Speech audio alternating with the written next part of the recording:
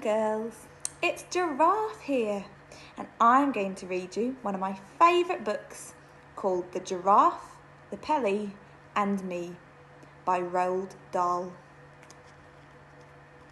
I'm only going to read you the start of it, but if you enjoy it, you could find it and read it yourself.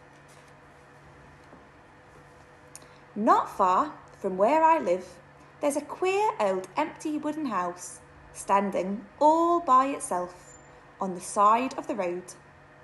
I long to explore inside it, but the door is always locked, and when I peer through a window, all I can see is darkness and dust. I know the ground floor used to be a shop because I can still read the faded lettering across the front, which says The Grubber. My mother has told me that in our part of the country, in the olden days, a grubber was another name for a sweet shop. And now, every time I look at it, I think to myself, what a lovely old sweet shop it must have been. On the shop window itself, somebody has painted in white the words, "For Sale." One morning, I noticed that "For Sale" had been painted off the shop window, and in its place, somebody had painted "Sold." I stood there, staring at the new writing and wishing like mad that it had been me who had bought it, because then I would have been able to make it into a grubber all over again. I have always longed and longed to own a sweet shop. The sweet shop of my dreams would be loaded from top to bottom with sherbet suckers and caramel fudge and Russian toffee and sugar snorters and butter gumballs and thousands of other glorious things like that. Oh boy, what I couldn't have done with that old grubber shop if it had been mine.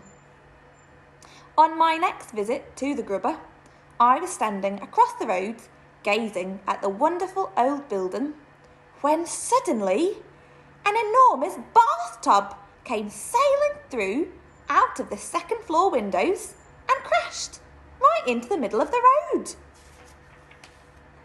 A few moments later, a white porcelain lavatory pan with the wooden seat still on it came flying out that same window and landed with a wonderful splintering crash just beside the bathtub.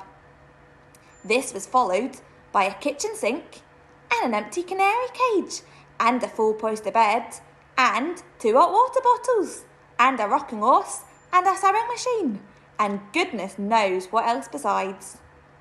It looked as though some madman was ripping out the whole of the inside of the house, because now pieces of staircase and bits of the banisters and a whole lot of old floorboards came whistling through the windows. Then there was silence. I waited and I waited, but not another sound came from within the building. I crossed the road and stood right under the windows and called out, "Is anybody at home?" There was no answer. In the end, it began to get so dark, so I had to turn away and start walking home. But you can bet your life nothing was going to stop me from hurrying back there tomorrow morning to see what the next surprise was going to be. And if you want to know what the next surprise was going to be, you'll need to read on.